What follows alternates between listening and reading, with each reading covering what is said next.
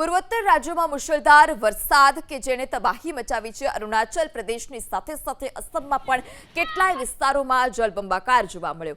અસમના ધેમાજી જિલ્લામાં મુશળધાર વરસાદ બાદ આવેલા પૂરમાં કેમી નદી પર બનેલો 300 મીટર લાંબો લોખંડનો પુલ તણખલાની જેમ વહી ગયો। વરસાદ બાદ કેમી નદીમાં એટલું ભયાનક પૂર આવ્યું કે પુલ વચ્ચેથી જ તૂટી ગયો અને આ ધસમસતા પ્રવાહમાં તણાવવા લાગ્યો।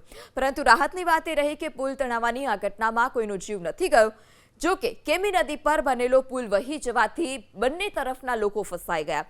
બીજી તરફ અસમના ધેમાજીમાં જ એ સમયે ભારે ચીસાચીસી પણ મચી ગઈ કે જ્યાં 4 લોકો સિમેન્ટ નદીમાં ફસાયા હતા। સ્થાનિકોએ 3 લોકોનું રેસ્ક્યુ કર્યું છે।